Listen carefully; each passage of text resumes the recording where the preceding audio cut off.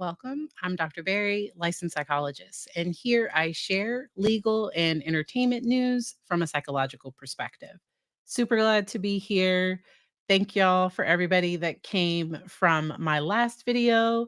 When I saw this come out, I was like, oh no, we have to talk about the judge and Sarah Boone because nobody's surprised by this. I think we all know by now that Sarah Boone, she has two choices. The judge set a very clear boundary with her, and I agree, Laura, she effed all the way around. Not just a little around, like all the way around. And she found out. Especially that dictionary that she left at the end of the last one, to me, she was proving that she has some legal understanding and knowledge. And wow, she should maybe represent herself. And I think the judge agreed. And I think that's why, because we all talked about the fact that the judge gave himself a week to think about this and to review everything. And I think what he was giving himself a week to do was to write this. And I think he wanted to release it on a Friday. Because can y'all imagine the letter Sarah is writing right now? Like, is there any way that she is not writing a letter right now? Um, I I'm thinking people are with her represent if she does represent herself, best believe court TV, law and crime, maybe even Emily D. Baker. I don't. I'm guessing people are going to petition to try to cover it live. Florida allows live cameras, and so I definitely think this one is going to have live coverage. I will not be able to cover all of it live. I will definitely give updates. Depending on what's happening, it might be multiple updates in that week. It's supposed to be a 2-week trial. With Sarah representing herself, I could see it potentially taking a little longer. Thank you so much for anyone that likes the painting. I have an Amazon list, and so I spend way too much money on Amazon, and so I don't mind sharing anything that I have, like where I ended up getting that from. But this is gonna be a whole spectacle because I can see her objecting with "That's not fair." Like, "You're making me look bad." Like, I can see her objection being, oh, and I don't think Sarah knows what boundaries is. I honestly think she experiences boundaries as an attack. So she will likely experience the judge doing this as a personal attack against her and not in any way take responsibility for her behavior. The judge was thorough. And so we take a step back in time to go back to Judge Wooten. Okay? Judge Wooten was good and done, and and the current judge, Judge Kraynick, y'all know me and names, he he cited what Sarah was told by him and also by Judge Wooten, and we're gonna listen to it real quick. So let's turn closed captioning on. All right. Ms. Boone, I read your letter dated August 26, 2023, and your letter dated August 30th, 2023. And just so we're clear, I read all of the letters that you send to the court. Whether I respond or not is based on what's in the letter and whether I'm asked to actually do something that's within my purview as a judge or not. If I understand correctly, you have now decided that you think it would be best, in fact, if Mr. Bankiewicz was allowed to withdraw. Is that correct? Yes. All right. And you understand by him withdrawing. So Mr. Bankiewicz was lawyer number 6. Mr. Hobbs is going to be lawyer number 7. He did not last very long. And then Patricia Cashman. And Patricia Cashman, I think, might have been Sarah Boone's best hope at possibly putting together some type of coherent defense. I think she would have been the best possible thing. Somebody mentioned lawyer. So he's a full-time lawyer. He's a full-time practicing lawyer. So I think he will cover it when he can. And he's in Florida. So now if he takes a few weeks off, so he might cover it. I will definitely watch his coverage. Recovery Addict, yes. And so I watched Recovery Addict review the document that we're going to review in just a second. So he did. So if nothing else, Recovery Addict will be there and playing it. Nice. All right. So Kelly, we are going to read through this document. Okay. So we're going to sit back. Right now, we're just taking we're taking a step back, and then I am going to review what the judge said. We're going to go through the order. It's very thorough, and he does a great summary of Sarah's case and her behavior. What she did for her to now be in the position that she's in now. He does a phenomenal job covering that. And so, but I wanted us to hear what Judge Wooten told her. This was a while ago. This was 9 months ago. Drawing off to appoint another attorney. Do you understand that? Yeah. And that attorney's not standing here, so we're not going to be able to address, and I'll give the state a chance to talk to me as well. But assuming I grant this, we won't be able to address the other issues that were docketed for today, which means I'm going to have to reset your case for a later date. Do you understand that? I'm not sure what items it is you're speaking of. I haven't received a copy yet of the letter. So we're having a hearing today in regards to authorization for payment for an expert that your attorney believes he needs to defend you in the issue about the compensation of that expert, which is why JAC is participating today. I don't know if your next lawyer is going to think that that expert's the right person to use, or whether they're going to go a different route after consulting with you. And even if they did, they're not standing here. And once Mr. Banquets is out, he's out. He can't argue the motion. So do you understand that? I fully understand. All right. Mr. Cacciatore, normally the state takes no position in these issues, but there are limited circumstances when the state doesn't take a position. So are you taking a position on this motion withdrawal, Mr. Cacciatore? No, this would be one of those times where we would be not taking a position. All right. So I'm going to grant Mr. Banquets' motion to withdraw. I'm going to appoint my list, Attorney Winston Hobson to represent Ms. Boone. In regards to the other matters scheduled today, I'm going to take no action on them at this time until Mr. Hobson in regards to the motion involving JAC, I'm simply going to take no action on that motion at this point in time until Mr. Hobson has a chance to review it and determine whether he wants to proceed with that motion. I will address the pretrial because today was also supposed to be pretrial. Here's what we'll do. Let me just get my calendar up.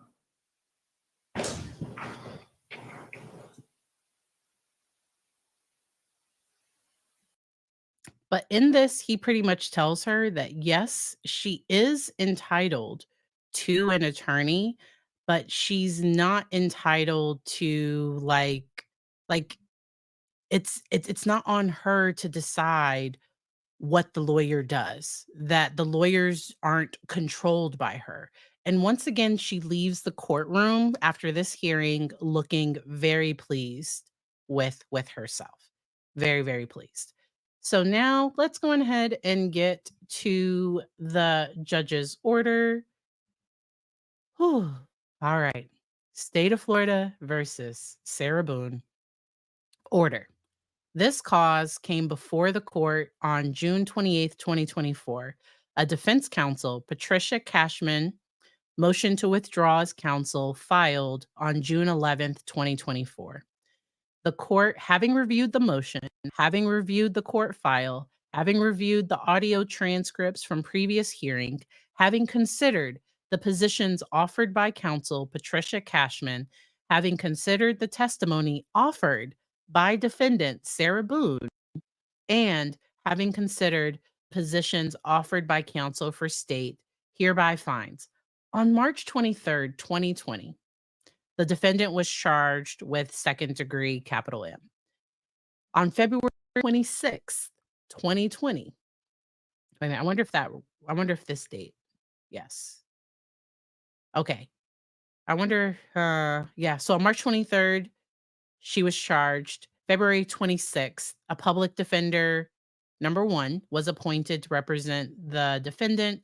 On March 9th, 2020, the public defender moved to withdraw due to defendant retaining private counsel. And I believe this was the private counsel that her ex-husband paid for. March 11th, 2020, a court order allowing withdrawal was accepted. And so she had a private attorney from 2020 until 2022. On April 18th, 2022, Padilla, that was attorney number, I guess, 2, I guess. But this was the private attorney, moved to withdraw due to irreconcilable differences arising between undersigned and the defendant that have made it impossible for undersigned to effectively represent his client. And this is going to become a theme where each lawyer is either going to withdraw because of a conflict of interest or they're going to withdraw because of irreconcilable differences. This motion was served on the defendant, and the defendant confirmed receipt.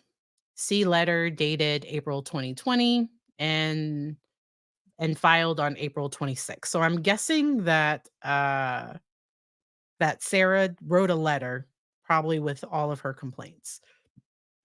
On April 29th, 2022, a hearing was held on Padilla's motion to withdraw. At the time of this hearing, Padilla had been representing defendant for 2 years. Defendant was present for the hearing and was sworn. The court advised Padilla that the court had received a letter from defendant which seemingly objected to Padilla's withdrawal. The court advised Padilla that the options were to not proceed on his motion to withdraw, or provide the court with more information about the irreconcilable differences. Padilla requested an opportunity to amend the motion to address the irreconcilable differences. And then the defendant testified to a lack of trust between herself and Padilla. And so, lack of trust. Okay. On 4th, 2022, Padilla filed an amended motion to withdraw, which supplemented the original grounds. Undersigned's relationship with defendant has become adversarial. The aforementioned adversarial relationship has interfered with undersigned counsel's ability to effectively represent his client, especially preparing for trial. Undersigned appreciates the court providing him with the opportunity to amend his previous filed motion to withdraw. However, after further researching the issue, undersigned, so basically, they didn't want to release the details because it might prejudice the client. And so he didn't want to go into exactly what was going on, but he was just like, trust me, based on ethical rules, and those ethical rules are listed here, I can't proceed. On May 10th, 2022, a hearing was held on Padilla's second amended motion to withdraw. Defendant was present for the hearing and was sworn. Padilla advised the court that he had no other choice to file the motion due to ethical concerns. Defendant confirmed that she wanted to terminate Padilla as her attorney, she's going to say she never did that. That's what she said in her last court hearing. But the judge has obviously found a transcript to the contrary. The state expressed concern of a strategy to allow defense attorney after attorney to represent the defendant, like defense attorney after defense attorney. Oh yeah, like how long are we going to be here? Did we ever think we would get to number 8? Did we ever? The court advised defendant of the state's concern concerning a strategy, a defendant being unhappy with every attorney, and advised defendant about the dangers of self-representation. So this is back May 10th, 2022. Okay? the court appointed the public defender attorney number 3. On June 6th, public defender moved to withdraw due to a conflict. And I think that one was probably attorney number 3 had probably previously represented Jorge. And I've heard the family call him George. So George and a former, the victim in this case. Like we keep like George Torres. He is the victim in this case. And somebody commented about an interview that his mother did that I had never seen. And so I linked that in the community tab. If you have not heard from his mother, I did skip through because I think it was Court TV. I forget which station ran it. But I skipped through the portion where they play part of the suitcase video and just heard her talking about just how broken they are and just how much she loved him. And this was, I think, a year after his death, and nobody had ever interviewed them. And so this is the one interview that's available that I was able to find. All right. On June 7th, 2022, attorney number 4 is assigned. June 10th, 2022, had to withdraw due to conflict. This was likely a similar situation. On June 22nd, 2022, Mark Cansalo. Y'all me and names. So Mark was appointed attorney number 5. Okay. And then July 8th, he moved to withdraw due to conflict. On July 11th, 2022, Frank Bankowitz, attorney number 6. That was the one that we started with at the beginning of this video. So so July 11th, 2022. Okay. And on July 12th, 2022, he requested a continuance due to his recent appointment. And then on October 25th, 2022, the court held a pretrial conference and addressed blah, blah, blah, like they do all the things. I'm going to skip some of these things. Okay, because on December 19th, 2022, Bankowitz moved to withdraw due to the irreconcilable differences which have arisen between the undersigned, his client, and his family. What? And his family? His client and his family, the undersigned will be unable to effectively and properly represent the defendant herein. So on December 20th, a hearing was held. Bankowitz did not appear due to being in a car accident. And so they ended up having some different, on December 22nd, it had to be canceled due to virtual, like Zoom mics. I don't know, like he couldn't hear the court. So on December 27th, 2022, a hearing was held on Bankowitz's motion to withdraw. The defendant was present and sworn. The court advised defendant that the court had received letters from the defendant. A letter dated October 3rd, 2022, filed on October 7th. A letter dated October 3rd, 2022, filed November 7th. And a letter dated December 5th, 2022, filed December 14th. The court conducted a Nelson hearing, and defendant was not seeking to remove Bankowitz. Bankowitz advised the court of the thousands of pages of discovery that he had reviewed and organized, and his contact and potential use of collaboration with expert witnesses, including experts that attorney number 2 utilized. Bankowitz advised of the court of defendant's attempts to call Bankowitz at a rate of 5 to 10 times a day. I have to come back to the chat for that one. 5 to 10 times a day. A day. Like what? 5 to 10 times a day? A day. Not a day. A day. Bankowitz further advised of his efforts to balance the demands of other clients and the defendant's expectations for communications. In response, defendant reposed that Bankowitz's representations were untruths. She said he was lying. but that's not. She said they were untruths. She accused him of lying. Raised Bankowitz's prior public reprimands for lack of communication, alleged Bankowitz's actions in this case rose to a similar level and then sought to remove Bankowitz. So that I think they bolded that part on purpose. So at first she was like, I want to keep him. But then she changed her mind and she wanted him removed.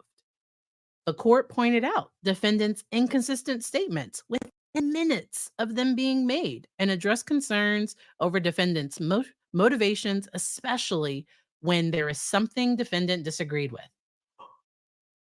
This guy's so good.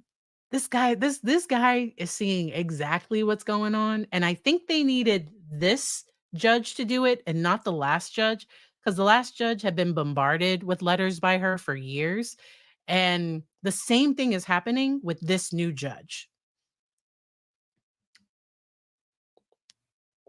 And maybe this judge is really good at let's go through everything and let's put it all together. Because this took time. For the judge to put this together, I think it's 16 pages. He is also showing Sarah Boone how to be concise.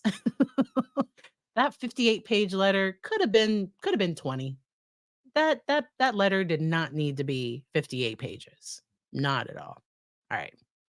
So the court specifically advised defendant that she is not entitled to an endless line of court-appointed lawyers and let me start that again. The court specifically advised defendant that she is not entitled to an endless line of court-appointed lawyers until you find the one that you personally prefer. The court also explained the circumstances where defendant could represent herself. Ultimately, defendant did not request to remove Bankowitz. The court denied Bankowitz's motion to withdraw and directed Bankowitz to have a conference with defendant prior to the pretrial conference previously scheduled for January 17th, 2023. The case was continued several times due to Bankowitz's attempts to retain an expert through JAC. And so this was about money. So I think he was trying to get a very specific expert and was having difficulty getting it paid for. During this time, the court had received several letters from the defendant. A letter dated January 10th, 2023, filed on January 17th. A letter dated March 22nd, and filed on April 14th.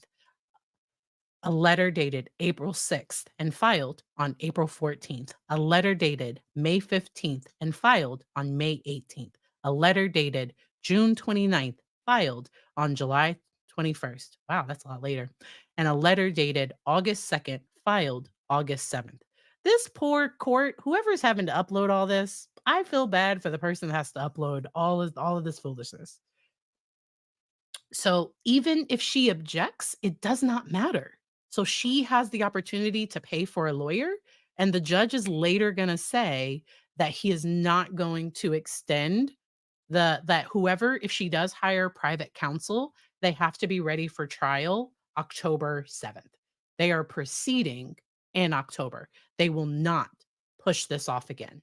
Like the judge was very clear that she's been given so many opportunities, and we are now to the end of the line. This will proceed.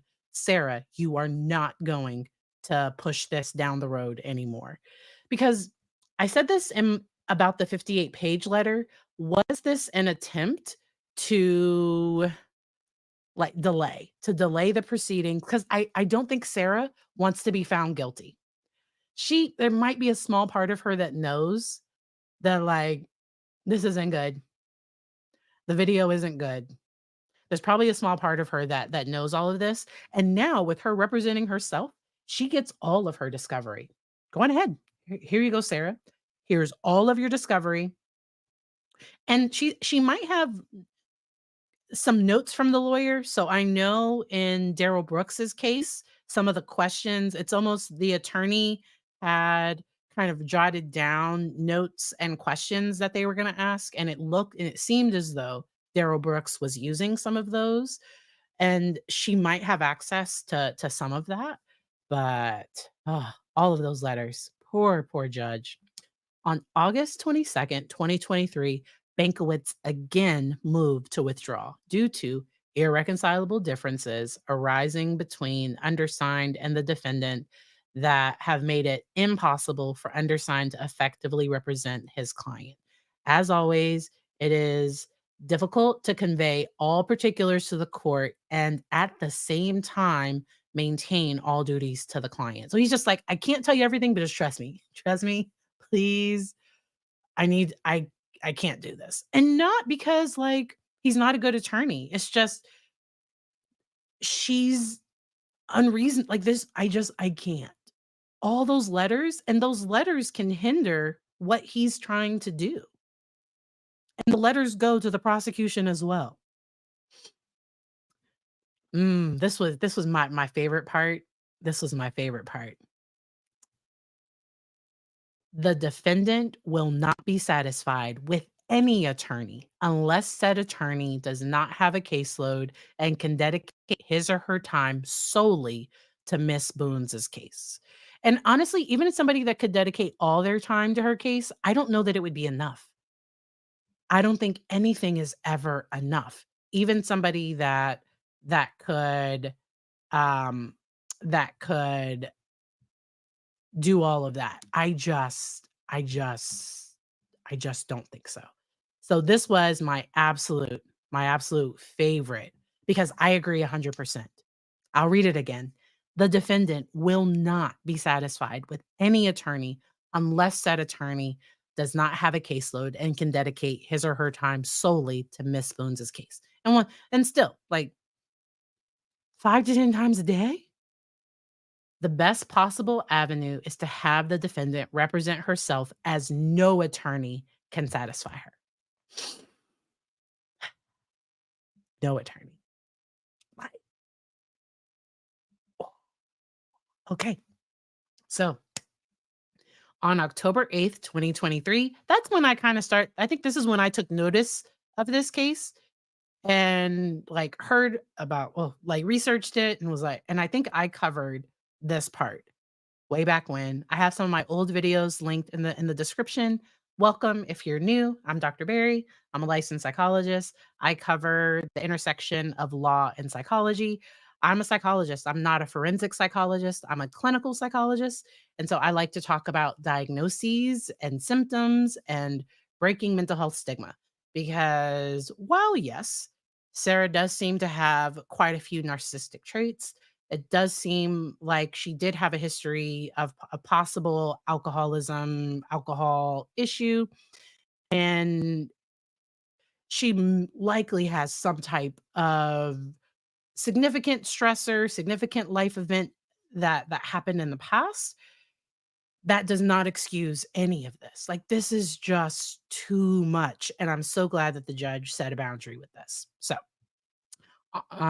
at that October 8th, no, sorry, my gosh, September 8th, 2023, a hearing was held on Bankowitz's motion to withdraw. Defendant was present for the hearing and was sworn. Bankowitz addressed defendant's derogatory statements, calling him a dud, a buffoon, and berating behavior. The court advised defendant that the court had received letters from the defendant, and we went through all of those dates. After a court colloquy of defendant and her acquiescence to Bankowitz's withdrawal, the court granted his motion to withdraw and appointed Winston Hobson, attorney number 7. Hereafter, the court set a status conference for October 30th, 2023, pretrial conference for November 28th, 2023. After setting these dates, the court pointed out the deterioration of the working relationship between defendant and Bankowitz. The court further cautioned that if this becomes a problem on another court-appointed attorney, I'm going to look more closely at what the alleged disputes are. The court further advised that there are certain decisions the attorney gets to make and certain decisions the defendant gets to make. for example, to go to trial or to testify. So she gets to decide, if she, but like there's certain things that the attorney gets to decide. They just do. And she doesn't like that. She wants complete control, but no control. It's very, very confusing. She goes back and forth a lot because nothing's ever enough. And she just wants success, but like, ugh. And this is a difficult case. This is a very, very difficult case. The court cautioned as to defendant's unrealistic expectations regarding court appointed counsel and reminded defendant of her right to retain private counsel. October 30th, 2023, status conference was held. Hobson advised as to his conversations with the defendant and set a date of January 2024. January 12th, Hobson filed to continue. January 16th, the court addressed it and moved the dates. On February 1st, 2024, Hobson moved to withdraw due to irreconcilable differences, including but not limited to ethical considerations.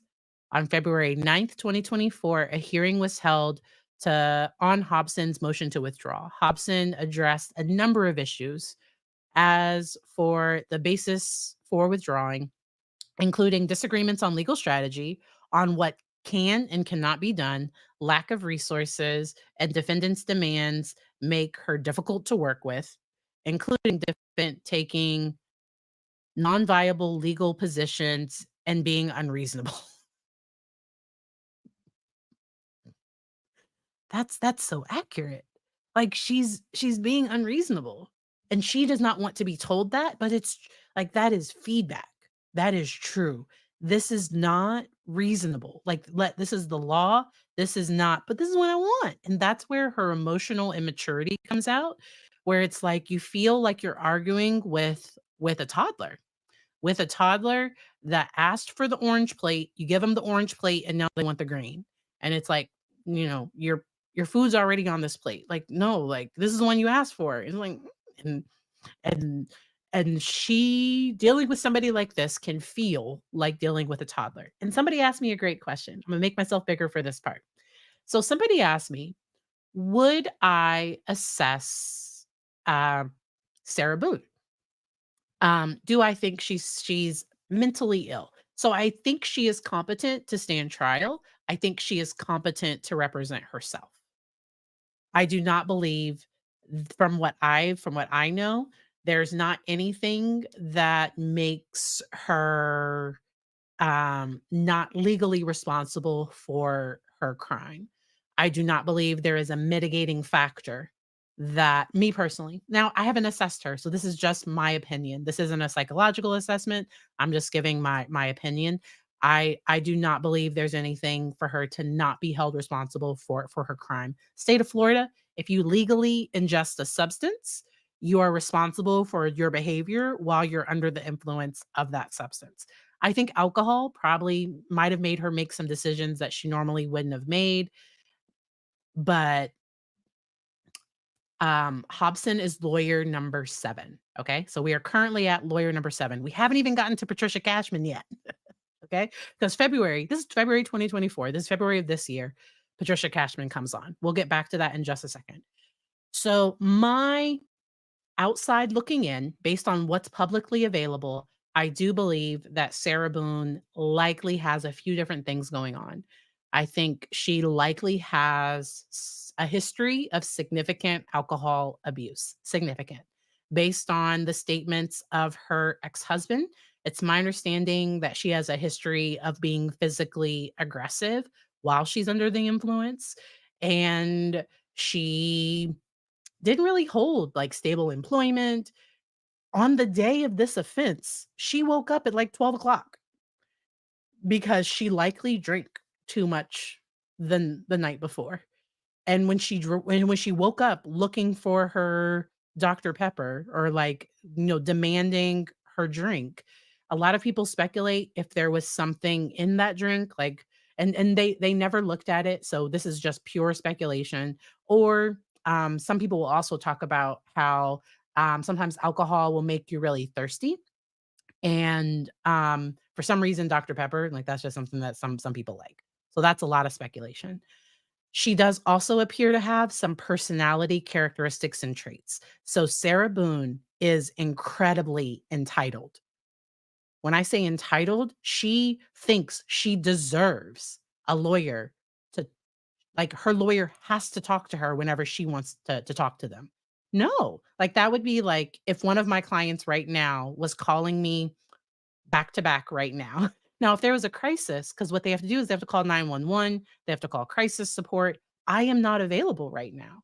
And that's a boundary. In my opinion, Sarah Boone does not respond well to the boundaries of others. Does not respond well to the boundaries of others at all. And a person can be difficult and not have a mental health diagnosis. Okay. So she is both difficult and she may possibly have some mental health diagnoses. I think once again, going into like substances, she might have like a history of trauma. She she might have some additional traits.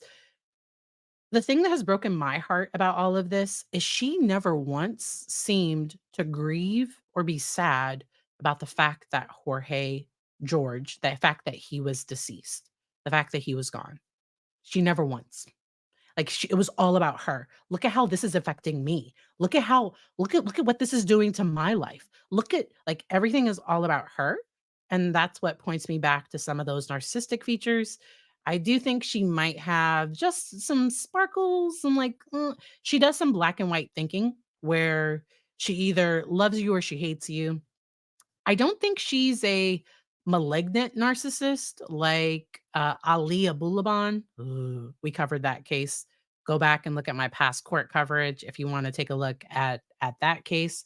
I have a specific video where I cover why I think he had signs of that.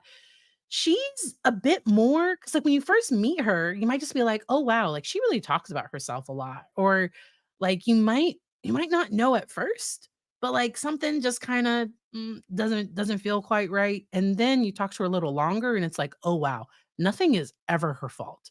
She doesn't take responsibility for anything. She blames everything on others." Like, and this has become a personality pattern, it seems like, that makes me lean towards some of those types of diagnoses.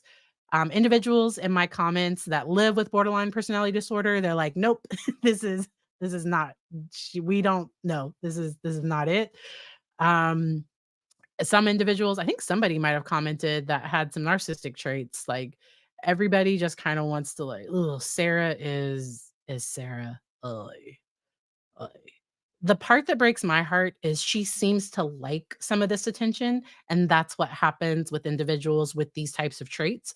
I think she will likely feel persecuted by the judge, persecuted by the courts, but her feelings are not the same as facts. So her feelings are valid. I get why she would feel that way, but she's ignoring her behavior and her actions and what got us to this point. And the judge spelled it out beautifully. She's not going to take this well. She's not a reasonable person in my opinion. She's just not. She's just not. Um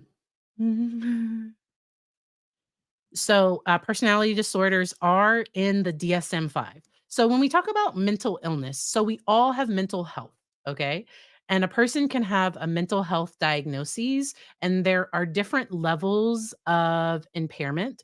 So, I've worked with individuals with borderline personality disorder that have it well managed. And if you met them, you might not, but like if you got into conflict, some traits, some things might kind of come up, but they use their skills, they manage their symptoms, and they're doing relatively well.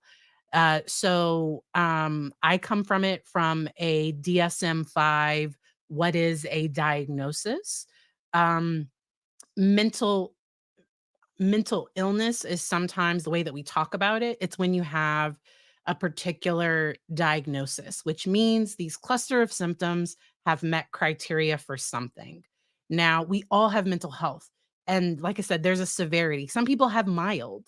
So some people might have mild clinical anxiety that gets in the way sometimes. Some people might have moderate anxiety, some people might have severe anxiety that like makes it to where it's difficult to leave the house or it's difficult to do all of these types of things.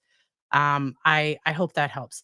Sarah Boone definitely has delusions of grandeur, and I don't think she's even going for an insanity defense. I don't think she wanted the lawyer to bring up her alcohol. I don't think she wants to admit. She's probably still trying to say, "I didn't drink that much." Sarah Boone is probably still trying to be like, "Probably, I don't know."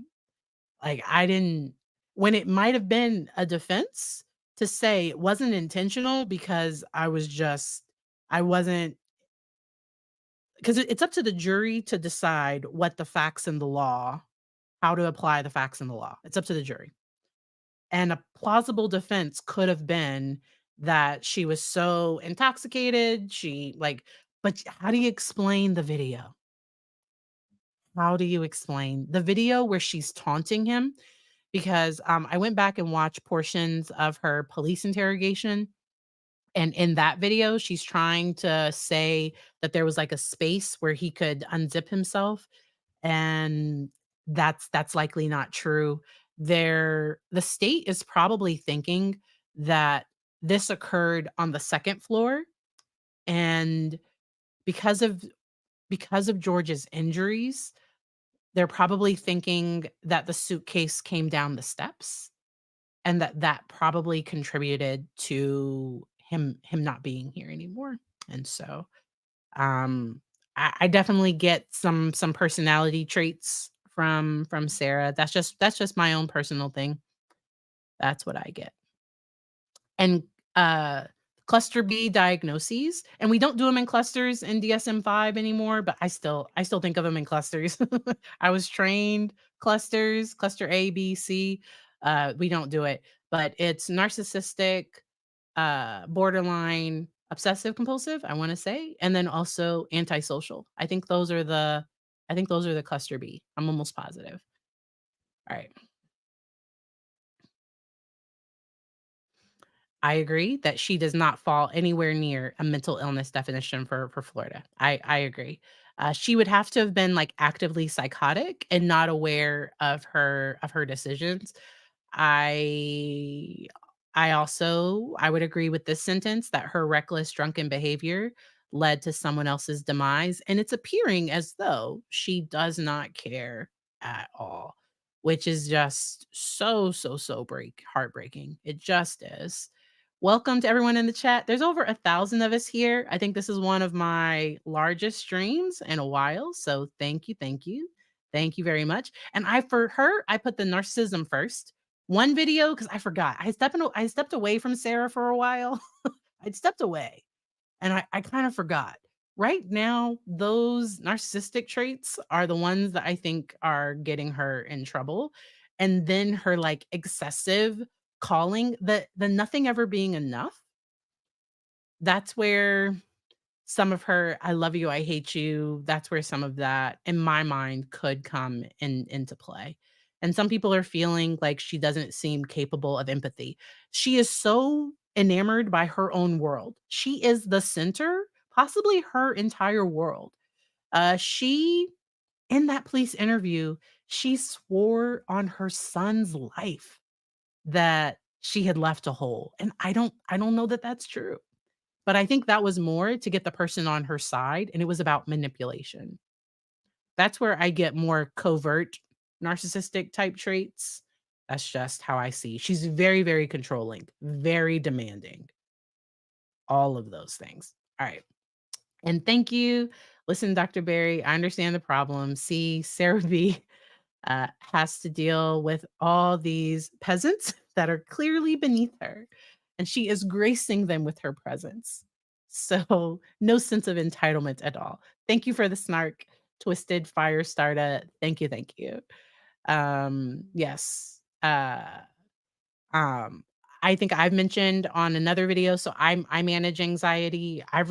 So if you've been to a therapist and used your insurance, you have been given a mental health diagnosis. Most therapists will start with adjustment disorder, like that's a very common And that's not like a debilitating mental condition necessarily, depending on how it's because sometimes adjustment disorder can develop into PTSD. Because let's say somebody has a major crisis that or trauma that happens, for PTSD, the symptoms have to be present for a certain period of time. And so before that period of time, sometimes people fall into an adjustment disorder. So like let's say somebody lost a job, is going through a divorce, or there's some major stressor in their life. Adjustment disorder is a really, really common thing that is diagnosed. I do this, I talk on here to help break stigma with mental health, with mental illness, because we all have mental health. So like we all have emotions. Emotions are normal. They're what make us human. Uh, Everybody at some point in their life might need to talk to somebody. And I wish Sarah had addressed her own things. In my experience, individuals with narcissistic traits or personality disorder, they often don't go to services unless they're court ordered. So that because they're not the problem. Everybody else is the problem. So individuals with that diagnosis, until it gets to a point where it's clear, and if they're able to have some insight to then seek help and take the help and work on themselves. Some people do that. There's a guy with narcissistic personality disorder. It's an African American guy. I think he has locks. Who talks about his diagnosis with narcissistic personality disorder and like how he manages and some tips for coping if you have if you have somebody in your life with that diagnosis. Let me just take a drink. I see a question from Coach Karen. I have a theory about the head trauma he suffered. I believe he went down the stairs in a suitcase. Do you think that that changes your opinion on her personality? No, no. I think she was mad at him. I think she wanted to get him back. I don't know that she wanted him to die. And she's only charged with second degree. She's not charged with first degree, but her reckless behavior, her not caring, because he told her that he could not breathe, that he was suffocating, and she laughed at him. And so, I'm very interested to see what happens with this in October. Um, Justice for George Torres. He has 2 children, and I just want them to be able to put all of this behind them. Some people say histrionic personality disorder, and I'm just going to pull up. So sometimes with histrionic personality disorder, that is what, um, and I think that's where people might get the idea of the attention seeking, exaggerated emotional displays. With Sarah, it seems to be about manipulation and control, and so, I have not assessed her. I cannot wait. I think she will have some type of mental health assessment that comes in. I hope there is. That's just my own personal thing. I hope that we're able to hear from somebody that assessed her. So, I personally think that Darrell Brooks was worse with his behavior because he not only hurt that one person, he hurt innocent people, and he did not care, in my opinion, about anybody's life. He was impulsive, and it doesn't seem like he feels bad for what he did, and those victims of his crime to have to be cross-examined by him and to see the mockery that he made of the court, for me, his behavior is slightly worse, and so that's where I feel like he's more of a malignant narcissist that's like you wanna like, you wanna step away from the moment you meet him. With Sarah, you're kinda like, "Huh," and then it's like, "Wait a minute." Darrell Brooks is off-putting from the start. Now, I do think he put on a character for that trial because he was completely different in his other hearing. So he had a hearing related to his ex. I don't know if he was trying to get the jury to think he was insane I don't know what he was trying to do, but it thankfully did not work. The jury saw through it all, and because he did not engage in that type of behavior any other times. It was just in that one hearing where he represented himself and he was obnoxious, like just obnoxious and just it was I watched it. I'm a bit I'm a bit special. And what I mean by special is these things intrigue me because it like opens that clinical side of wow, I wonder what's going on with this person. Like that's what it does for me. Going back to would I assess someone like Sarah Boone? So if somebody was court ordered to have an evaluation, I no longer do court ordered evaluations. I don't like them. Like I don't. Like there's always a motivation when the person is coming and I'm not a big fan of court ordered evals. Forensic psychologists often love them because you're often looking for is the person telling the truth or not. I've had some people, so as an evaluator, you have to be aware of your bias. And for me, I like to think that people are telling me the truth when they're in treatment. When people are seeking care, I like to think that people are telling me the truth. I'm always aware that they might not be. I'm always looking for collateral sources, all of those things, but there's always that possibility that somebody isn't being completely genuine, and in court ordered evaluations that happens so much more. So I'm not a big fan of it. Um I only think she would get an evaluation if it was court ordered. I don't think she thinks anything's wrong with her. That's the protective nature of narcissism, where in the midst of all of this, her ego, because it's so fragile, because narcissists are not confident. Narcissists are not like they're incredibly insecure, but they like puff themselves up with this bravado and like ugh, they end up doing all these things that ends up making people repel and run, which then they blame all those other people and they don't take responsibility for their actions. And it becomes this vicious cycle.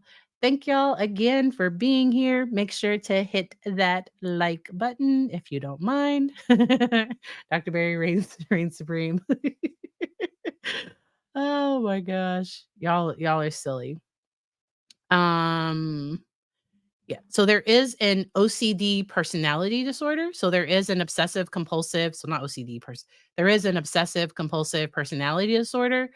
And then there is OCD, two completely different things. So with obsessive compulsive disorder, that is where that often responds to treatment and medication, things like that.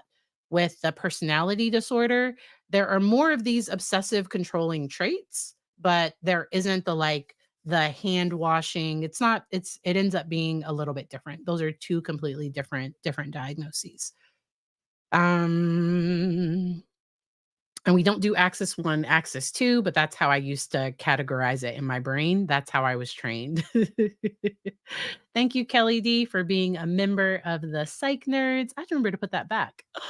Whoa. I took it down because I did like a thing with somebody. And I forgot to put it back. Welcome, welcome. All right, let's see. New subscriber. Yay.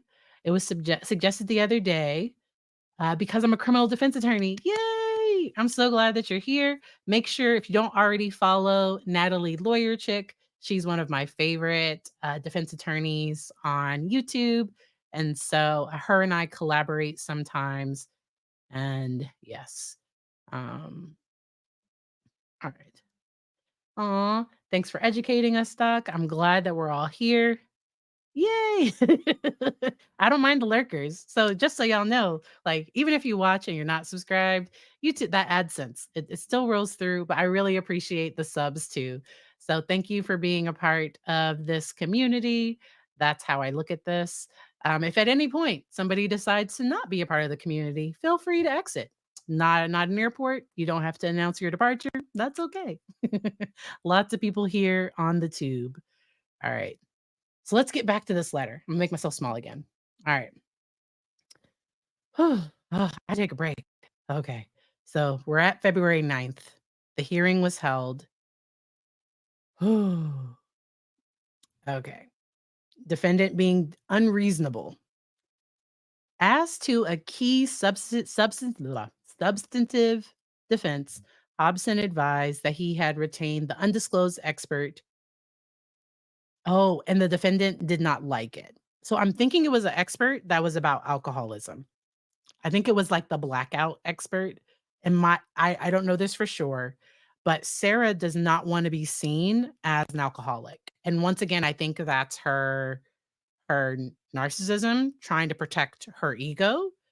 I think for her, she doesn't want to be seen as a murderer and as an alcoholic. Those are two things that she doesn't want to be seen as, but like I think you have a history of overusing alcohol, including, like, first thing in the morning, and you unalive someone. Like, I know, allegedly, like, you're innocent until proven guilty. Okay. Outlined the overriding claims for withdrawal. The overriding claims for withdrawal by Padilla, Benkowitz, and Hobson, adversarial relationships, lack of satisfaction, and an inability to meet the defendant's desires. The court found that all of the defendant's relationships with all court-appointed counsel have deteriorated such that defendant and the court-appointed counsel could not work together. The court advised defendant that although defendant has a right to court-appointed counsel, that right is not unlimited.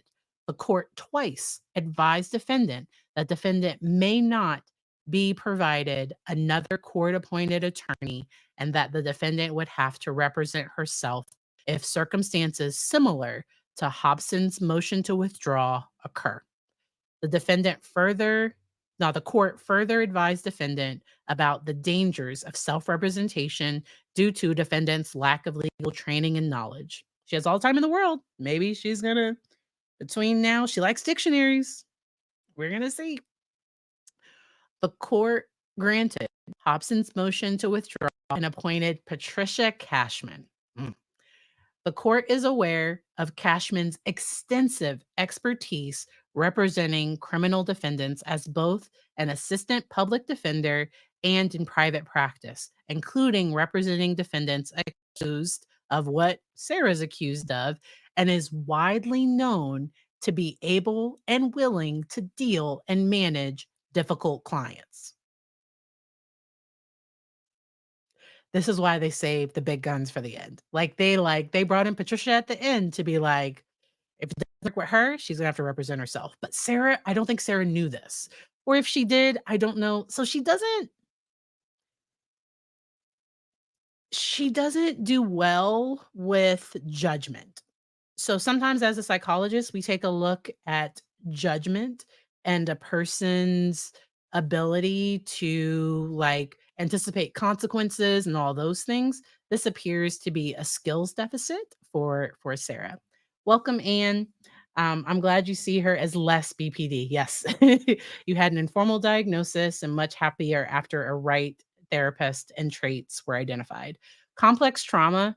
I hope that they add CPTSD, complex trauma, as a diagnosis because less people would get that diagnosis and would get the correct trauma treatment. And some of those symptoms might dissipate, like might go away if people get the right treatment. Um, Person has to be willing to do the work. So if a person continued to have certain issues, then BPD might be a good diagnosis for them. But I've seen people with the right supports, with the right therapists, those their initial symptoms that they presented with, those things going away after they end up getting the right help. All of the personality disorders, and that's why they often start in some type of like childhood trauma or something. Many of them were an attempt to cope with an unsafe environment.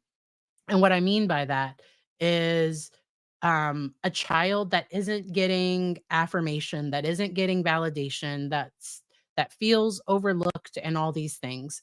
Now, you can also go overboard and like praise children too much. And so there is no perfect parent, there is no perfect way to do things. But if I don't let my child accept responsibility for his actions, like you have to start that early, you have to start that young. So, like my child, he forgets to throw away his dessert after he's 6. He'll be 7 soon, and, he often forgets to throw away his trash after he finishes eating dessert, and he gets a special treat, like, he gets a special privilege of eating in front of the TV if he remembers to throw away his trash after. I give him reminders to throw away his trash. Sometimes he forgets, and today he even told me, "Everybody makes mistakes." And I was like, "Yep, and we have consequences." And so, like, hey, it's okay to make a mistake, and you got consequences. Um and so I like noting that for some people, especially somebody that maybe engaged in a lot of attention seeking, that maybe that was a cry for help at some point, but once they receive the help and that behavior continues, that's when it can become pathological and it can become a problem. And so there are treatments, there are things to help this. And yes. All right. The court is aware of Miss Cashman's extensive expertise representing oh yes, we already did that part. All right. Those difficult clients. On April 12th, had a status hearing. June 7th, had a status hearing. Cashman addressed all those things. Okay. So June 7th, we had a hearing. June 11th. Okay. Okay. So I think I have to read through this part. I have to read through this part. June 7th, a status hearing was held. Cashman addressed her dates of availability for trial. Defendant was present for the hearing and was sworn.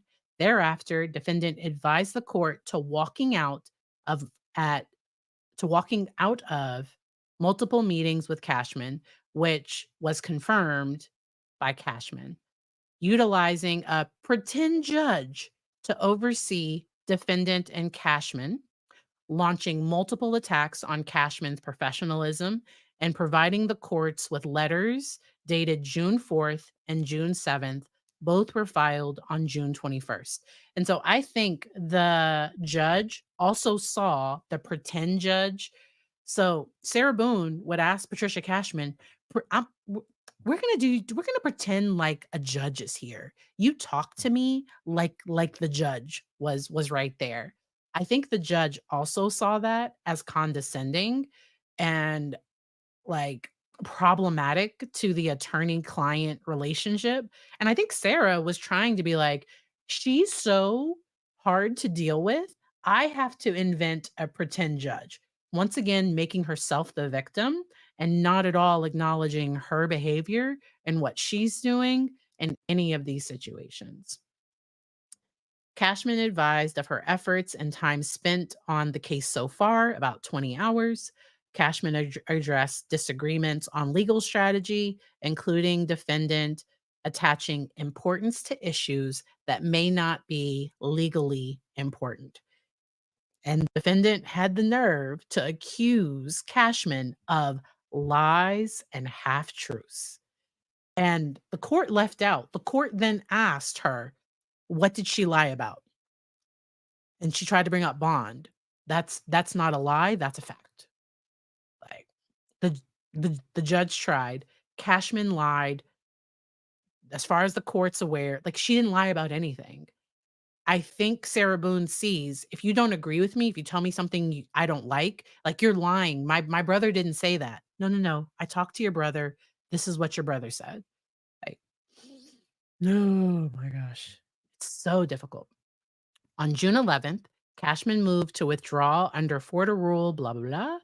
Irreconcilable differences, including but not limited to ethical considerations, have arisen such that counsel can no longer provide representation. Hmm. On June 28th, a hearing was held on Cashman's motion to withdraw, and she again relied on that for the basis of removal. At no time has defendant refused to accept services of any of her 7 appointed attorneys. Okay. The law. The judge is gonna break down the law, the right to counsel, gonna break that down.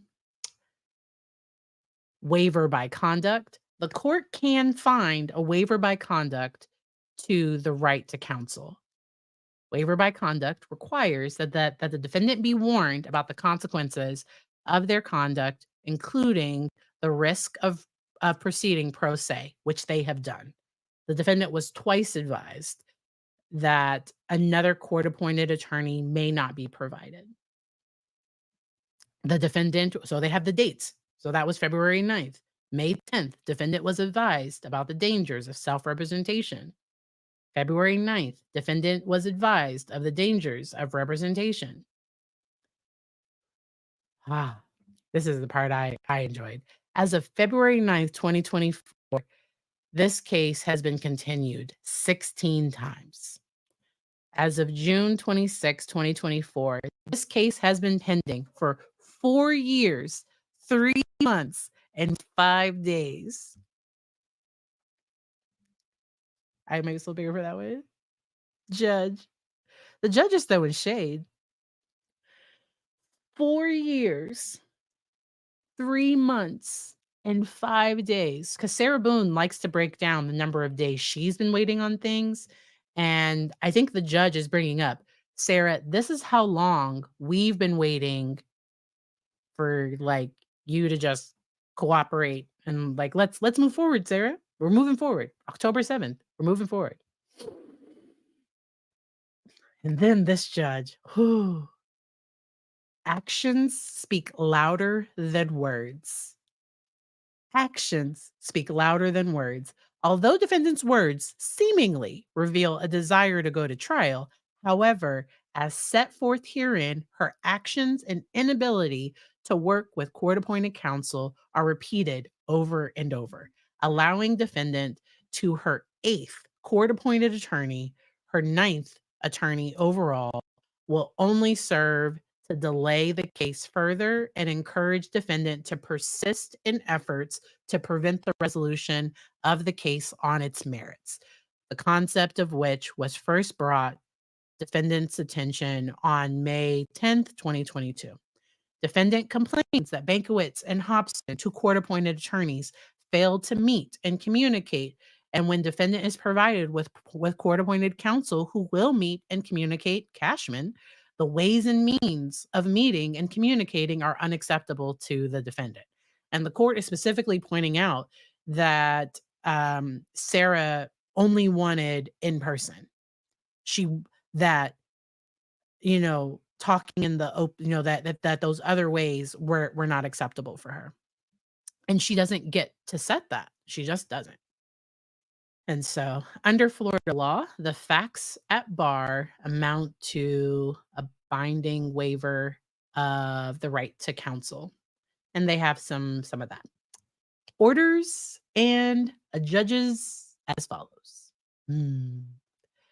Cashman's motion to withdraw as counsel, filed June 11th, is granted. Miss Cashman, you are free. Please proceed.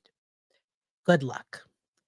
As a condition of Cashman's withdrawal, Cashman will provide the court in order for cost and blah, blah, blah. And she's going to give Sarah her transcripts and she's going to give Sarah whatever she wants. And okay. Defendant Sarah Boone has forfeited her right to court-appointed counsel. Alternatively, defendant Sarah Boone has waived by her conduct her right to court-appointed counsel. The trial management conference shall remain specifically set for Tuesday, September 24th at 1:30 p.m. This case shall remain specifically set for trial for the 2-week period beginning Monday, October 7th, and will not be continued for any reason except by extraordinarily good cause,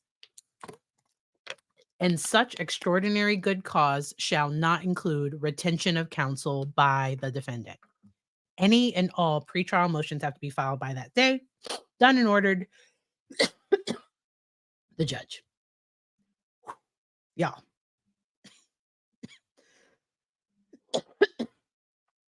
Wow. So if y'all have questions, let me know. I am catching up on the chat. Thank you. could you touch a bit on the distorted perception of reality, specifically in the case of PTSD, bipolar disorder, anxiety, and schizotypal? Yes. Basically, if we could see this through their eyes, their behavior starts to make sense. So, this is where Sarah Boone has a bit of an inability to see things from other people's perspective. Um, it's similar to the perspective taking. I've shown this before. I'm gonna share an image and let's see. I'm gonna try to get rid of the ads. There we go. All right. I'm gonna share my screen. Okay, good. I think just have to make myself here. Share this tab. There we go. All right. So some people get stuck. And I also can't rule out in this case manipulation, that her not seeing things from a certain perspective, this has benefited her in the past. And she might have thought that she could continue this forever into infinity, that she could continue to work the system this way and stay out of prison if that's what ends up if she does end up getting found guilty. This case seems kind of open and shut. I think that's why the state was like, "Hey, we only have this many witnesses. We don't need that much time." Because I think the facts in this case are really, really clear. And some people struggle with being able to see things from somebody else's perspective. And then they can also struggle with a different reality. And with psychosis, so with somebody with schizophrenia, the things that they experience are real for them. I can't see or hear it. So I've worked with people that have experienced psychosis, seeing or hearing things that other people couldn't see or hear, and it's a very real experience for them, and that is their reality. I could never see it exactly the way they see it, but in observing the client, I could sometimes tell that they were responding to something that I couldn't see. That's we call it responding to internal stimuli. I covered a different case. Um, where a defendant is displaying inappropriate affect. They're having charges read and they're smiling. And to me, it came off psychotic. It came off possibly manic. That sometimes when somebody is in a heightened emotional state, their emotions might come off in a way that's not appropriate for the situation. So that would be somebody at a funeral laughing hysterically, but like and not in like a laughing to cope kind of way, but their affect and their mood does not match the situation at all. And so that's where sometimes that is not congruent with that distorted perception of reality. I think Sarah believes what she says with all her heart. She believes she did not intend to do anything. And this is where her lawyers have probably told her, even if you didn't intend to, your actions, because the law, I think, states if there's reckless disregard for human life, like that's what we're having to overcome here. And that's why bringing in something else might help mitigate some of this. Like it might help, like if we can bring in this expert, if we can talk about domestic violence and, if we can talk about this. I do think that the DV between George and Sarah, it sounds like it was it sounds like it went back and forth, not an excuse. So people should not be in relationship with people who harm them. Um, it just helps me understand. It sounds like it went back and forth. To my knowledge, he never pressed charges against her. She did press charges against him and then would later pay his bail and get him out. In my opinion, it seems like she wants other people to rescue her.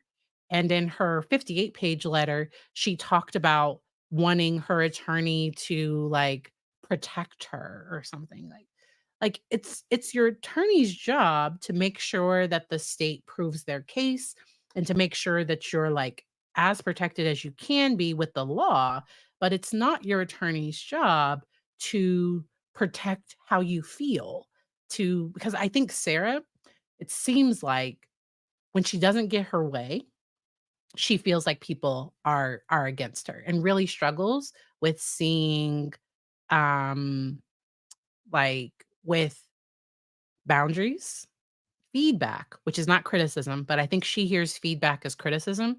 And then when she's not getting her way, I think she interprets that as a threat. You're against me, you're prosecuting, like you're persecuting me. That's how it seems. And so, oh, I can't believe that she's gonna have to represent herself. This is gonna be a bit of a circus.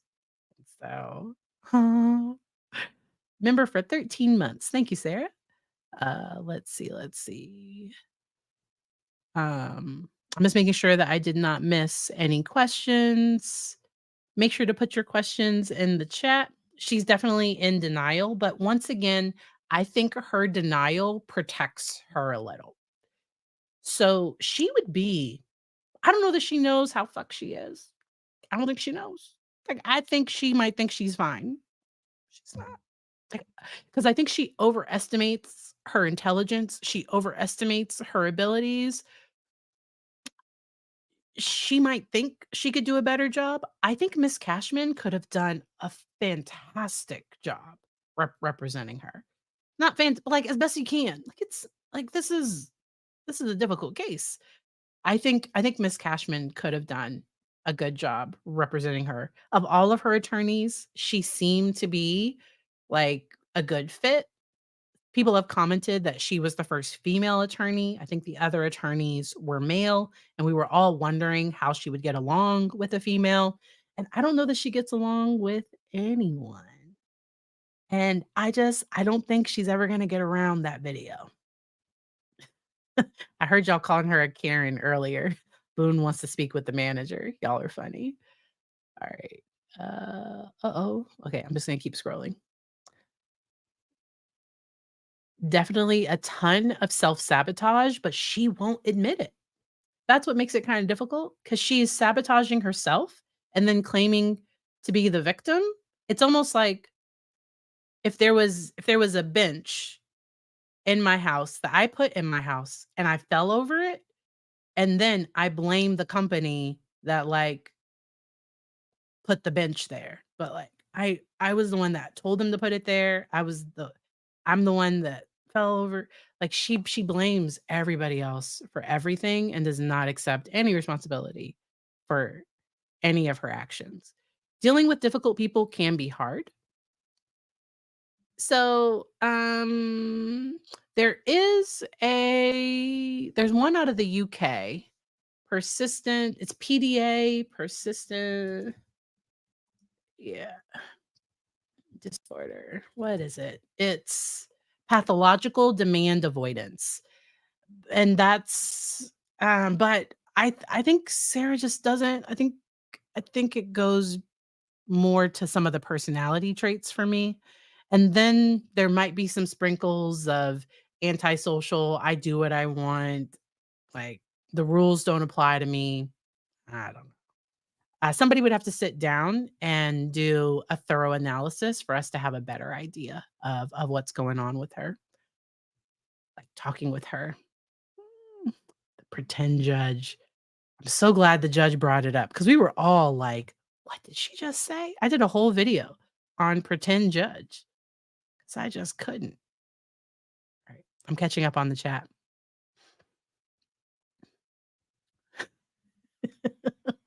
Terry, this is a good point. I'll bet the real judge won't be as friendly as her pretend judge.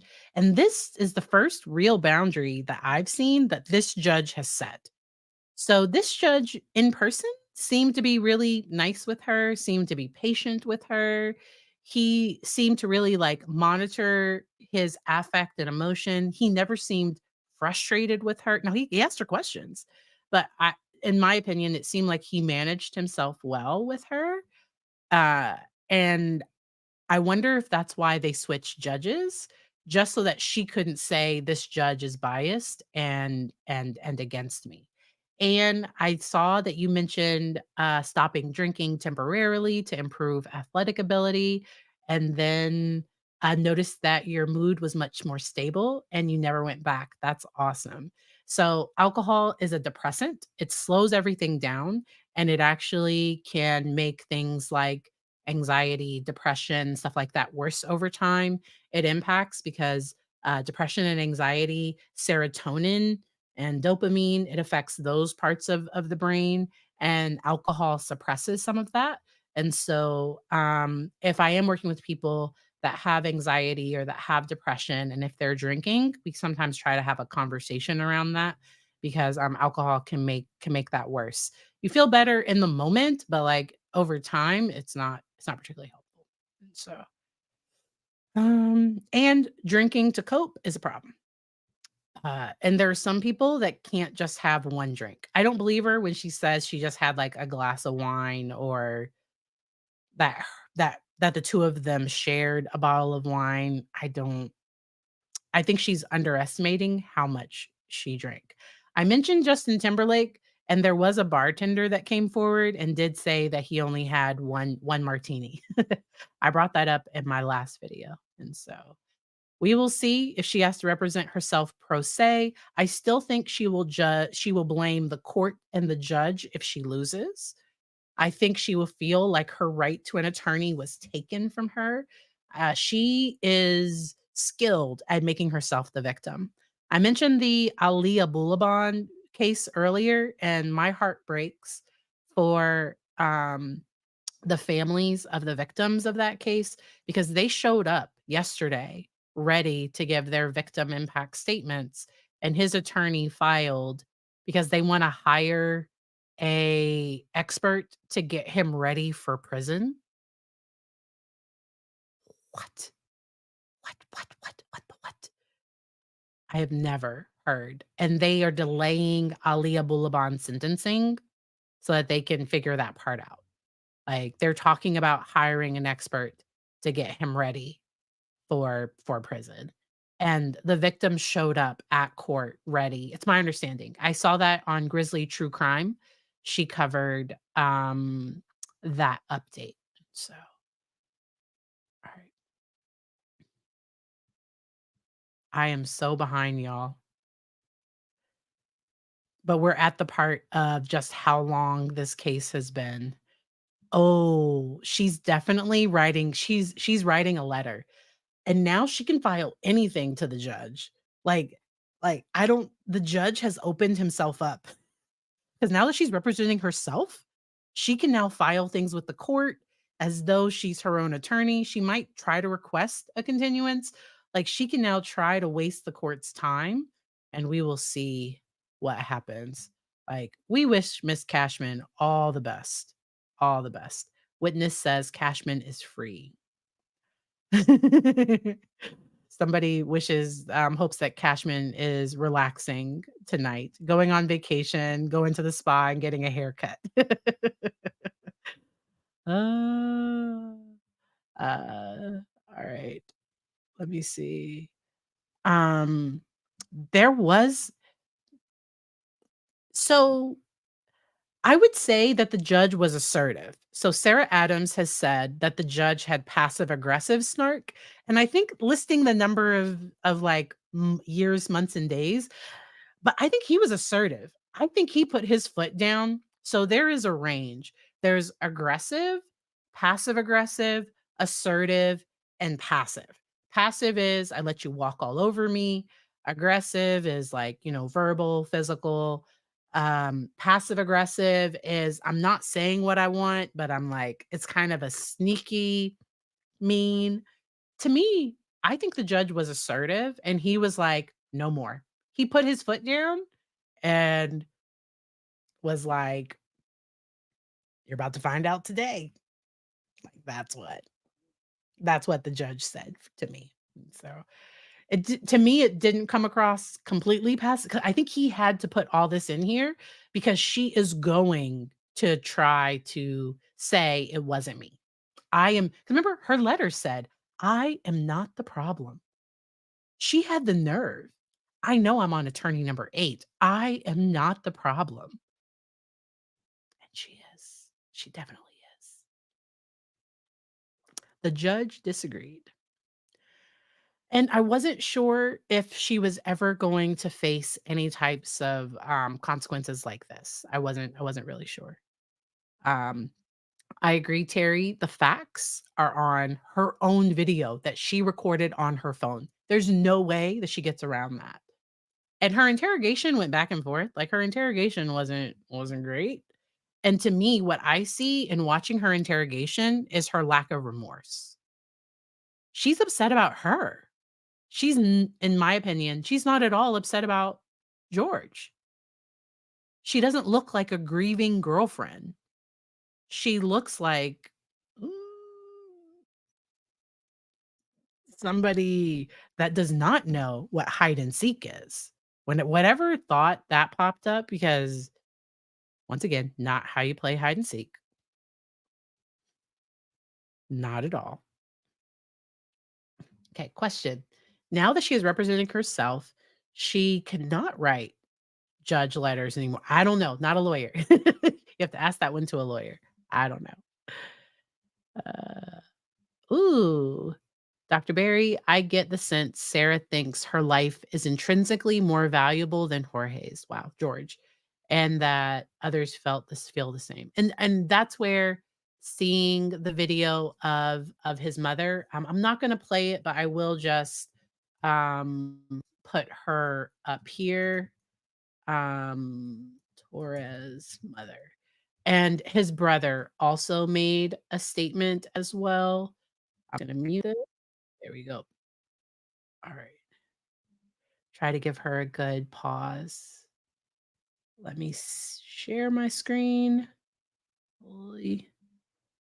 Nope. Let's do this one. Present. I'm an external processor, which means I say what I'm doing out loud. And no, thank y'all for being okay with that.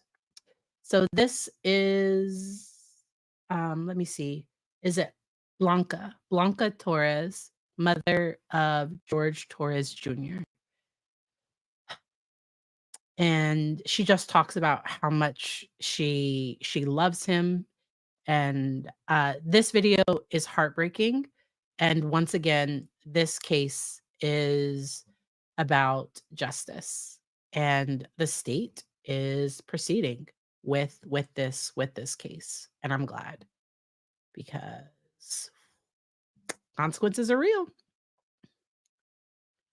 Now, witness, you said that she was drunk and she passed out, but I think some behaviors happened before that, because in the video that she recorded on her phone, he is begging Sarah, let me out.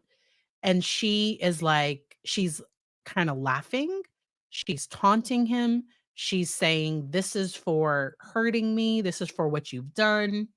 Like, it looks like she's trying to get back at him. And then what happened after that video? Like, and I think she thought it was funny. Uh, and it wasn't. It wasn't at all. It was not at all. And so, um, oh, somebody mentioned, thank you for adding this, Sojourner. Murder 2 is aptly called depraved heart murder. Wow. Thank you for adding that.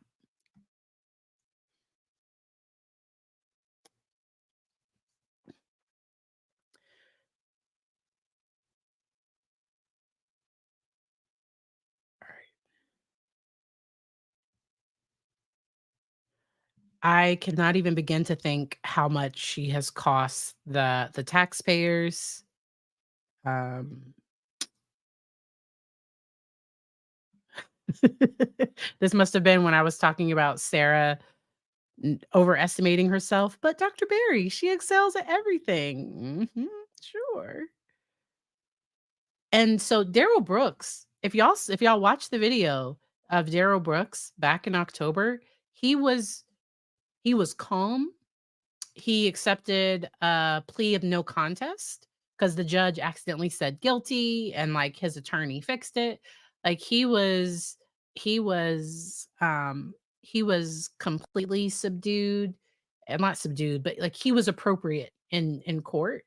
And I'm glad that the victim in that case did not have to face him in court again.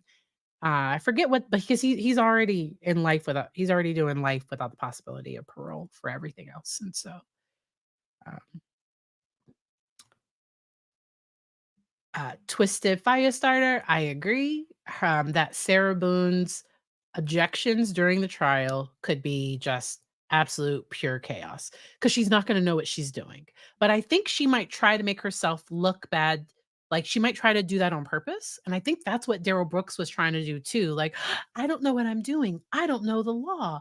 Like, I don't. And so I think she might try to do that on purpose so that the jury's like, oh, poor you. Watch the video.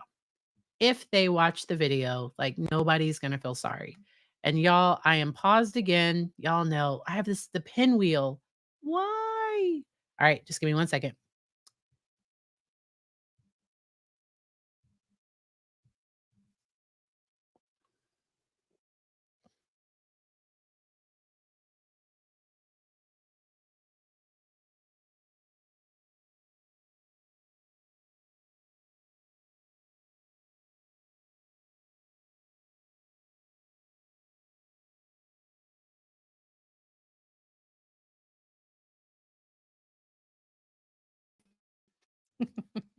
I now know how to get back faster when that happens. Thank you for saying at least it was a cute pose. So, why is there no accountability? So I think this is accountability for, are we talking? So maybe I don't know what the thread here was. But why is there no accountability um for which one? We're talking about Daryl Brooks, or are we talking about Sarah Boone? Because to me, her losing her ability to counsel, that was some type of accountability for the first time. To me, that was. So just so you know, Ali Alehu, my camera, my thing will pause just because. There's 10 of us here, it would pause. So please be sure to like the video. And if y'all have a question, ask a question. I am at the bottom of the chat. And so let me know if y'all have any questions. And we are going to wrap this one up. I am going to be covering a case on Tuesday. Very difficult case. It's already concluded. The legal part has already concluded. But I am was asked to cover this one. It is the case of Karen and Michael Murray. So this will be Tuesday's case, and we will do that then. All right. All right. Let me see if there are any questions.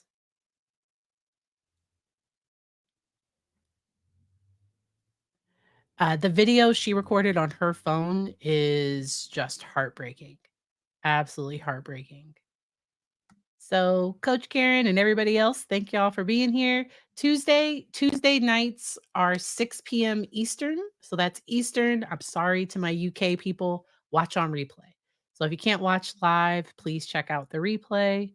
No worries. Yes.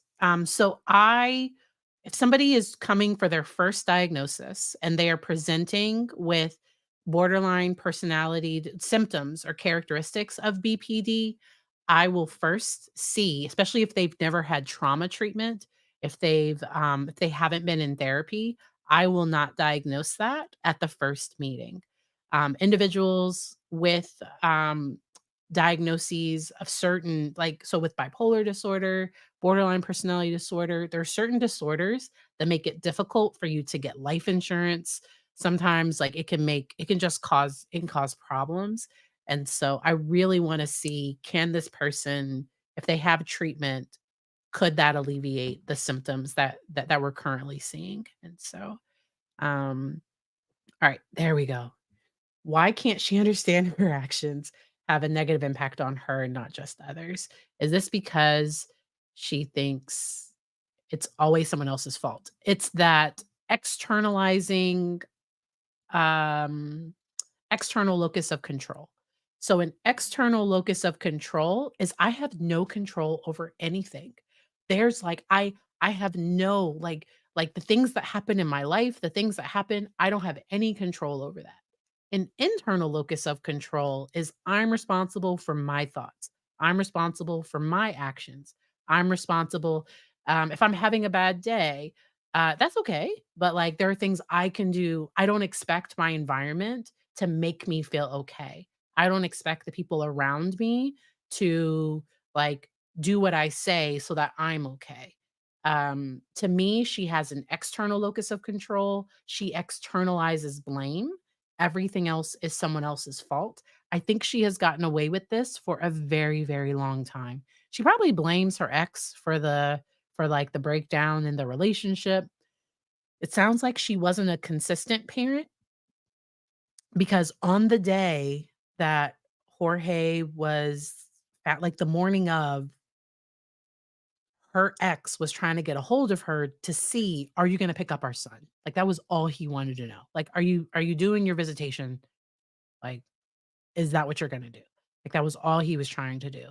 And then he ends up getting dragged into having to talk to police. I'm thinking her ex will probably have to testify in court because when she found him in the suitcase, she called her ex and he said, "Call the police." And that's when she called 911 and he was there. He was the one that mentioned like, "Hey, they've had past DV, like she has a problem with alcohol." Like her ex was the one on camera providing a lot of that. So, um I truly the reason why I do this is to help break stigma with mental health, and, I hope that as people are watching, they accidentally learn something. That's why I call us, like, psych nerds, that we're gonna learn, together, and I love doing these live because it helps so much. What is the name of the couple or the case again? So it is I can make myself small again. I still have it up. It is Karen and Michael Murray. They are siblings. They it's a horrific case, okay? So their mother died and there was severe neglect. The details in this case made an ER doctor cry. Okay. Like the ER doctor, and thinking about the compassion and love and care that the doctor had for her patient, their mother, there was a lot of emotion. I think people want me to comment because there might be some mental health stuff going on with them. And so they're in their 40s or the Michael Murray is the guy. He might have been like 38 or something. I think he's 40 now. And the sister, Karen Murray, she was like in her early 40s. I'm also in my 40s at the time. This was from a few years ago, but the case just went to trial recently. They were found guilty in the death of their mother and their sister who was not in the home and was not aware of the severe neglect. Their sister also testified. And so we're going to talk about that on Tuesday.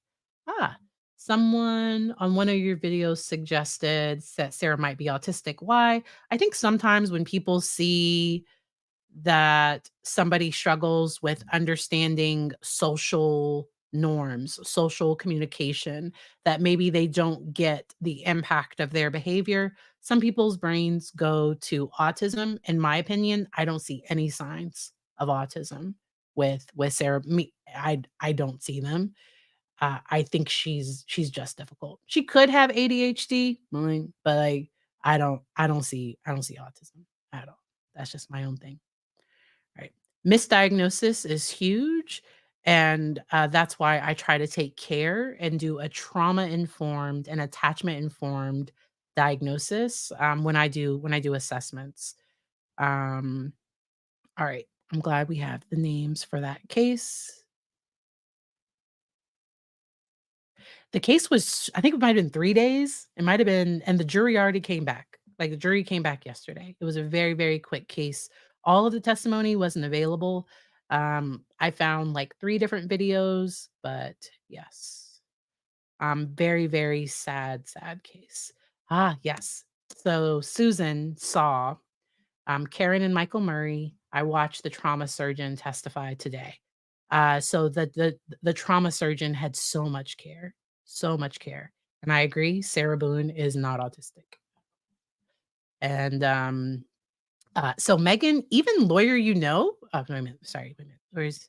Wasn't Megan? Wait a minute, it was this one. SSS. Uh, so even the lawyer has said like Sarah's narcissistic.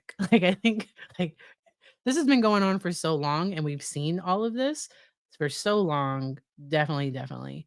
So they don't diagnose Asperger's disorder anymore. That's not a diagnosis that's in the DSM-5.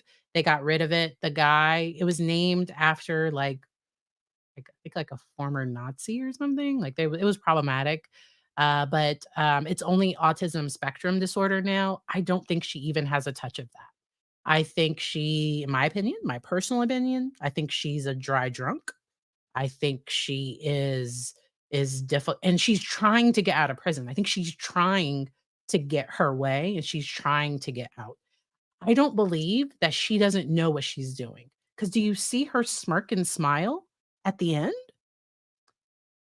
Like she doesn't like. I think she thinks, look at what I just did. Look at what I just caused. See what I did? I think she was proud of her 58-page letter. That was ugh, I just think. And I agree. I think sometimes when people see like when they see somebody with problematic behaviors, they kind of point to that. Erica, be you. Don't try to be anybody else. Please, oh please be you. Now they have been incarcerated for a period of time. I think like because the death occurred 6 years ago. I think they've been incarcerated for a while. The brother Michael has lost probably like 60 to like he's lost a significant amount of weight while incarcerated. And yes. And so oppositional defiant disorder, it's not a diagnosis that I particularly like. So the path for that diagnosis is, and I don't know that they do this in the DSM-5, but the way I was trained was that some people can start at oppositional defiant, smaller group of people can then go on to conduct disorder, and then a smaller group of people can develop antisocial personality disorder. Like that's how I was trained, that you don't diagnose adults with oppositional defiant disorder. That's not an adult diagnosis.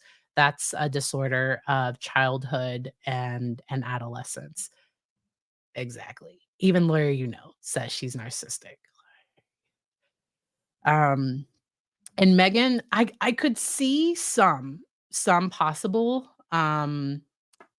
definitely cluster B, like just cluster B features. I could see a little bit. I hope we get a diagnosis. I really, really hope.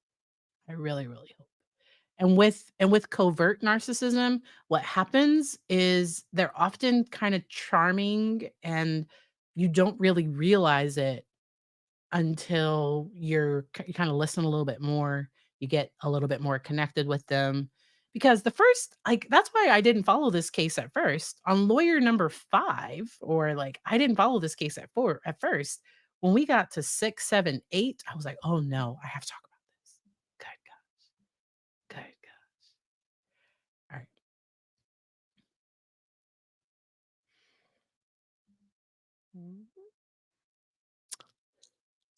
I get dry drunk and manipulation. That's what I personally get. And, um, ooh, Dr. Berry, do you think Sarah Boone will react to the judge's decision? Yes, with a letter. I think and so I don't smile because it's like, so these things I'm weird. I'm weird. These things intrigue me. I'm like, "Ooh, ooh, Sarah, I don't think she's happy with this. I don't think she wanted to represent herself. In her letter, she specifically said, "I can't represent myself." Like, she said that, I think, in her letter, as she quotes the law and all of her rights that are being violated. Now, I think she might try to bring up her rights being violated and all of that stuff. Like, I think she might file a motion for, charges to be dismissed, or I don't know, like she might do some weird stuff. She now gets to file to try to get bond. Oh my gosh, this is gonna be a lot. Welcome from Florida. She's entitled. Exactly. She's definitely proud of her letters, especially the 58-page letter. Exactly. So the definition of a dry drunk is that's an individual that let me see. I like it when people no longer drink alcohol, but they experience the same issues or behaviors as when they did. And so some people so like but so and there might be a different term because some people see that as a stigmatizing term, but some people in recovery that still have an attitude. So there's some people that are like mean as they get sober. And like some people are like worse sober than they were when they were drinking. And so some people the drinking helped them cope with something, and when they no longer have access to it, they now can't manage their anxiety, their stress, and they don't have new skills. That's why when I'm working with somebody that, has a history of, substance use or abuse, we talk about how they replaced it, what they now do instead. Do they have more adaptive coping skills? And so that's what I look of when I think of that. Same Susan. She reminds me of a toddler having a tantrum, a nonstop tantrum over something that, like, is irrational, and we're all like, "Just just accept your attorney," and she's asking the attorney to be nice to her, asking the judge to tell her to be nice to me. But Sarah Boone, she was not able to complain about the things she had complained about with other attorneys because Patricia Cashman, she did everything she could to try to work with Sarah as best she could, and it wasn't enough. It would never ever be enough. And so, all right. Was that explanation good for? Because I saw some people had that question. Good, good.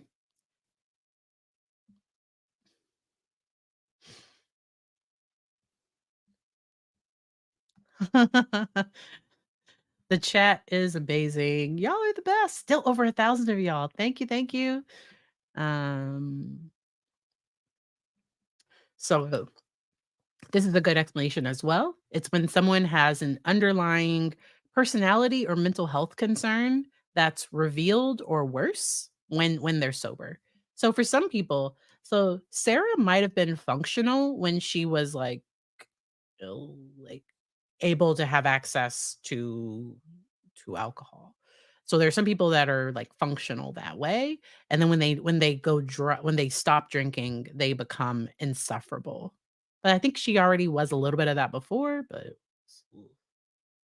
uh, so I honestly I get more personality disorder symptoms and then also manipulation and control from Sarah.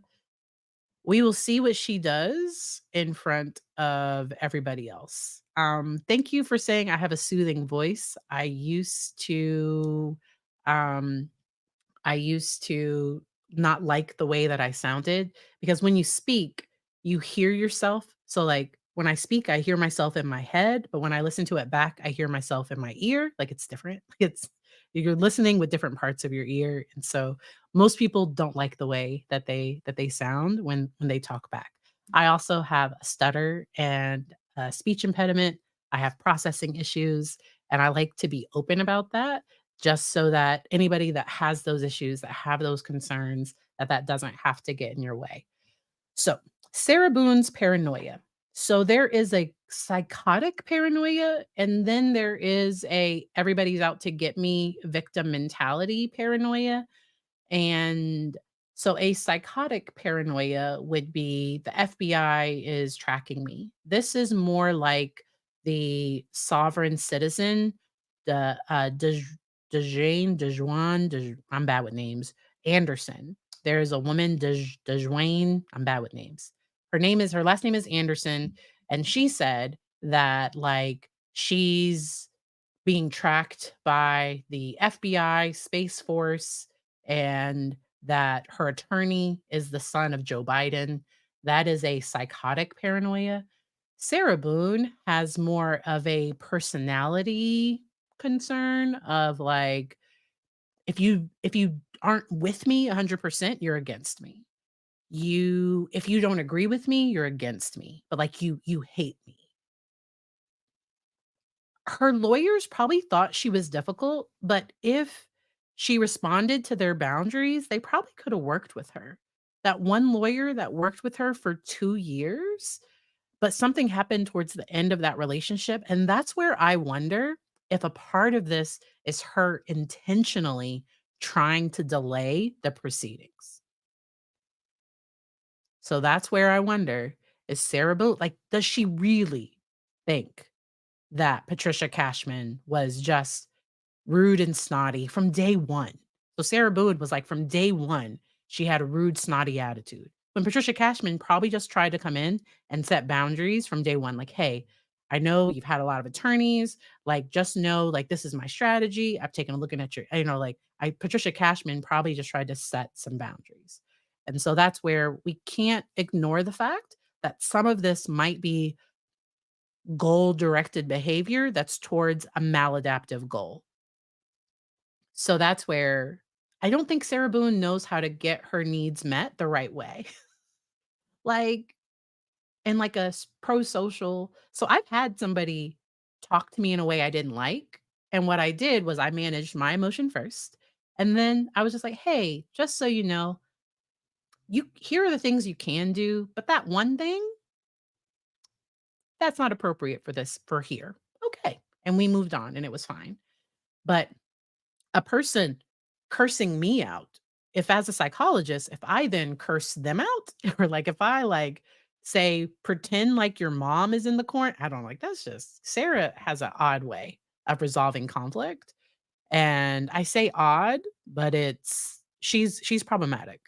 And to me, she does not accept responsibility for her behavior at all, which she definitely should do. Um, so these are just my thoughts and opinions. Uh, yes, these are just my thoughts and opinions on why she may have become more problematic over time. The alcohol might have helped her with something. Like it might have helped make her like and that's why sometimes family members so when some people try to stop drinking and then they become like an asshole, sometimes their family will like want them to start back because they like them better, and that's where codependence, we have to work with the whole system, the whole family. They have to address that behavior because sometimes they don't have insight into like, "Oh, I'm a jerk now."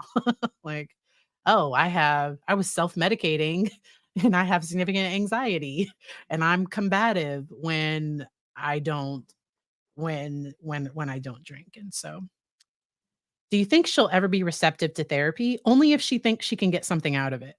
I don't think Sarah does anything without, like, it benefiting her in some way. I don't know that she's altruistic, that she would do something just because. And so, I normally don't curse. Christina, I think I've let like 3 cursey words out, like 3. So Emily D. Baker, she's the queen of the cursey words. I am not the queen of the cursey words. Okay. If my son ever goes back and watches my videos, I don't care. I don't like. I'm okay, even if there were all the cursey words. And as he walks in, are you gonna go play with Dada? All right, go play. He's giving me the iPad back. All right. So, I don't know if Sarah would benefit from therapy because now she would have to have a very skilled clinician that set really good boundaries. And she might be getting therapy, but I could see Sarah Boone going into therapy to complain about everybody else. And if I was her therapist, once I had a relationship, I would try to be like, so what could you do different? So what happened before that? I would try to get her to come around. So I curse when it's clinically necessary. And we've had a few times today that it was necessary to let a few cursey words out. Ah, eh. Oh. Oh, wow. So yeah, so I don't mind if y'all curse and I don't mind potty mouths. So I don't mind the cursey words. It's just my own personal thing. So I I don't. And also my kiddo is like like he's like right around the corner. So that's why. He can't hear what I'm saying because somebody got really upset because I was covering a case and I was like, my kid's right here, but I had it coming through my headphones. He could only hear what I was saying, and he had on headphones too. People get real. That's one of my favorite statements. I curse when it's clinically necessary, and sometimes it is. Because ooh, I'll never forget. One time I had a client. I normally don't curse. So when I throw one out, people pay attention. So, the client was BSing me, and I was like, "All right, are we gonna do bullshit? Or you're gonna tell me like it really is?" And they're like, "Oh," and they stopped. They stopped BSing me, and they told me like it really was. Exactly. So, all right.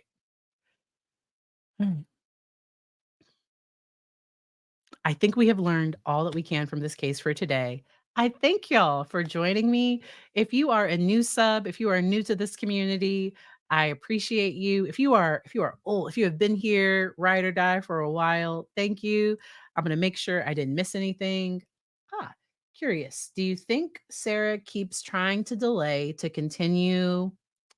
Wow, her harm of George onto his family. Delay justice. Thank you for your expertise.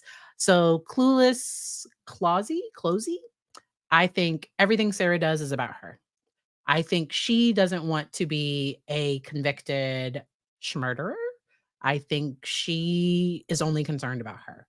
I don't know that she would intentionally do some like, I don't know that she cares that they're not getting justice. I think she cares about herself and her rights. That's my personal thoughts, and so, yeah, that's what we have that. But thank y'all. I hope y'all enjoy the rest of your day. Bye.